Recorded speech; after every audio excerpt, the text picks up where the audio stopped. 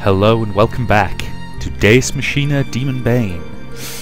It's been a while since I've recorded any of these. Sorry about that, but I would have done some last week. But anyone who saw the Gunpoint review will just know that or the Gunpoint Let's Play, I should say, will know that my voice it was not up to it. Because I like to, put my heart and soul into these things when I'm narrating, and yeah, me sounding like a frog for the whole thing would just not have been conducive to that. I'll need my whole vocal range. Fairly pathetic though that is. She won't wake up. Come on. Come on, cut the bullshit. This isn't funny, damn it. I desperately struggle against the despair stealing over my soul. I'm clinging to a hope that doesn't exist. Shut up. I can't fool myself. I know. I said shut up. Shut the fuck up! Al is already... Shut up, shut up, shut up, shut up, shut up, shut up, shut up! Al! Al! Al! Light. Al begins to shine faintly. The light is so terribly beautiful and ghostly. As though melting into the light, Al's body begins to lose form and substance. The glowing particles scatter and vanish. Hey, wait! Wait! Wait, damn it! I hold her tight to my chest, trying to keep her dissolving body together. But the light slips ruthlessly through my arms and hands, spilling out like drops of the sun. The disintegration won't stop. Wait! Hey, come on! Damn it! No, this can't happen! Al! With a bright flash, the light bursts apart. Al is no longer in my arms. There's nothing left. Through the scattered particles of light float the pages of a grimoire, dancing like flower petals tossed by the wind. And at my feet lies a single book, terribly old and worn. This can only mean... Al.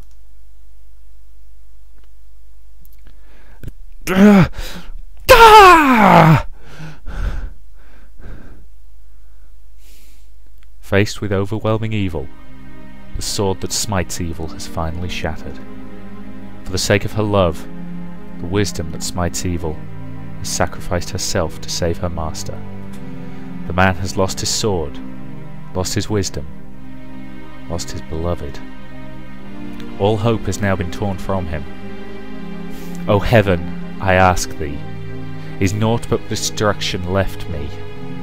O heaven, I ask thee, am I naught more than prey to be consumed by evil? O heaven, I ask thee, for what purpose did you create my meaningless existence? Then man, I ask thee, is there naught but despair in thy soul, thy rage and hatred towards the unjust? Has it all fallen to ruin? No. My soul is a sea of flame. I curse my weak self, incapable of standing against the unjust. I curse it, I curse it! Then, man, I ask thee, can you accept it? That powerlessness is a sin, that the weak are destined to be defeated and trampled upon by evil, that this is divine judgment. No, I shall not accept it. Not that the world that I love is fated to be overrun with evil, nor that this is divine judgment. Then, man, I ask thee, in the smile of thy beloved not by thy side, will you stand by while those you love are violated and murdered by evil? Never. I want to protect my loved ones. I want to protect their future. Even if you must bear suffering, even if I must bear suffering. Then, man, I ask thee, what dost thou desire? A sword! A sword! A sword! Grant us one more sword that smites evil. Stand, Diaju Kuru. Stand, Demonbane. Chapter 11. The Crow. Demonbane. When Rory and the others rush into the hangar, they find Demonbane, heavily damaged yet still recognizable. And although its damage is extreme, there's no problem as long as it hasn't been completely destroyed. In the hearts of Rory and Winfield that had been trapped in the darkness of despair, a tiny flame of hope is born. As long as those two are alright. Mr. Tiaju! Are you there, Mr. Tiaju? Wait, mistress, the wreckage is unstable, if you're not careful. Ruri ignores Chaki's warning and runs to Demonbane, calling at the top of her lungs. Before any answer comes, she sees Kuru in the blasted open cockpit. Mr. Tiaju! Oh, he's alright! Oh, thank God, thank God! Overwhelmed with happiness, she opens her mouth to cry out to Kuru one more time. And just at that moment, an instant of bright light fills the cockpit. The light bursts, scattering countless particles that fall and melt like glowing snowflakes, and through the glow flutter the many pages of a grimoire. No one knows what has happened, and then a scream shakes the hangar. A wordless howl of utter grief erupting from the depths of Kuru's soul. His miserable wailing continues unrestrained. Mr. Tiaju. Kuru's sobbing, the scattered fragments of grimoire, the nearly destroyed Demonbane. The pieces connect in Ruri's head. It can't be. The tiny flame of hope that had rekindled in her heart. Was it but the last gasp of a dying flame? The joy that had filled her is withering away, and the truth is just as Ruri suspects. Al-Azif has died. I cry for a while, holding the grimoire to my chest. I can feel no power from it, and I realise I've reverted from Major style back to my normal clothes. The meaning of this is clear. Why did this happen? This insanity, this injustice! No. Don't over-avert your eyes from the truth, Tiaju Kuru. This is all your fault. This is all because you acted like a depressed kid and wouldn't fight. If you'd just gotten your shit together faster, then maybe Al wouldn't have died. Don't run away, you coward. This is all your fault. Or what? You trying to make the same mistake again? You stupid fuck. Pull yourself together already. You're pissing me off, you pathetic sad sack of shit.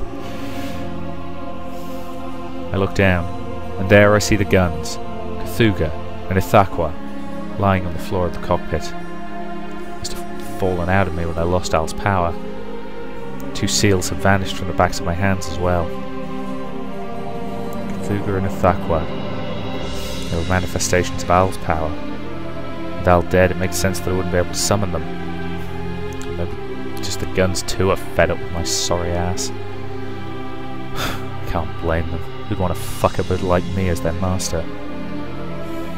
Even so, I'm sorry, but you're going to have to put up with me a little longer. I grab the guns off the floor. Trying to stand sends terrible pain shooting through my body. I've got cuts and bruises everywhere, and probably broken bones too. But I can't falter now. I force down the pain and crawl out of the cockpit. I try to jump down the armour, but the legs have no strength. Losing my balance, I go tumbling down Demonbane's side. Mr. Tiaju! Look out! The butler leaps up Demonbane's armour in a flash. He catches me as I fall, and makes a graceful landing on the floor of the hangar.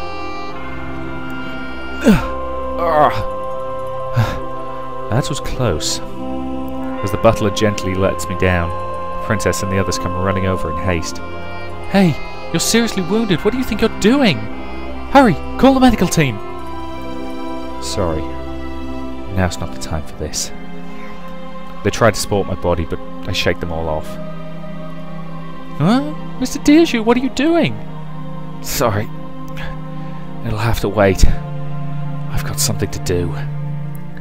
What can you do with those wounds? I'm gonna fucking murder those Anti-Cross. Don't be ridiculous. If you go out like that, there's no way you can defeat... Shut up! Huh? I snap at her without thinking. Everyone falls silent, stares at me in shock. I feel a little ashamed, but I can't keep my emotions under control.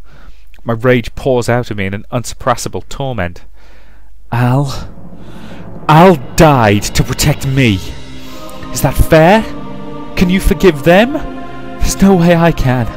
And I have to fucking destroy them all! She gasps, probably reacting to the news of Al's death. I can see tears welling up in Sonia's eyes. Even Makoto is pale and trembling. The princess's voice is tiny and fearful. So she's really... I nod, silently. The shouting seems to have calmed me down a little. While getting my pounding heart under control, I speak in a softer tone. I'm sorry, Princess. I can't pilot Demonbane anymore. I'm just Dioju Kuru, third-rate detective now. But you know, Hal still saved my worthless ass. So how can I not fight? If that is the way you feel, then please take care of yourself. You mustn't waste the life that Al-Azif saved. Patience is also a part of battle, Mr. Dioju. But, moreover, Black Lodge has withdrawn into their aerial fortress. Even if you went out there, it would be meaningless. Shit! I slam my fist into Demonbane, and the pain numbs my entire hand, echoing deep in my bones, yet I can't suppress the frustration burning in my chest. Right now, we need to get your wounds treated so you can be in top condition. Come on, Sonia, stop crying, get the medics. Okay. Just then, a ringing sound comes from the butler's breast pocket. He excuses himself and pulls out his communicator. I can hear the voice coming from the speaker. What's happening? A flying destroyer robot is descending from the castle. It appears to be alone, but... What is it doing? Mr. Dioju? Mr. Dioju? Where are you going, Kuru? I dash out of the hangar, ignoring everyone's calls to stop. Black Lodge. I'll never forgive you. With all that I am, I will reject your very existence. As though it expected me to show up, the destroyer robot lands, or rather it crashes right in front of me. It smashes through a building, plows into the pavement, throws up a cloud of dust and debris before finally coming to rest between two collapsed buildings. I run up to the robot and look it over. It appears to be damaged, like it was fighting the military or something. What's going on? I wonder as I approach cautiously. Okay, this either has to be Dr. West or... what was the female robot creator called? I want to say Elsa, but I think that's wrong. Or it could well be both. Both is a possibility. As I near the cockpit, the hatch opens. Someone emerges. So it's manned. As I pull my guns and get ready to shoot, our eyes meet. Oh, so it is both, but she's carrying him. Fair enough. Darling, you're alive, Robo. Elsa? Elsa steps forward with a joyful smile, and I raise a thakwa to check her approach. Freeze! You're still Black Lodge, I won't be careless. Darling, I know that we're enemies, but please help, Robo. I can hear pain in Elsa's voice as she pleads with me. She looks like she might break down in tears at any moment. The doctor! Please save the doctor, Robo! What? I realise that Elsa has someone on her back.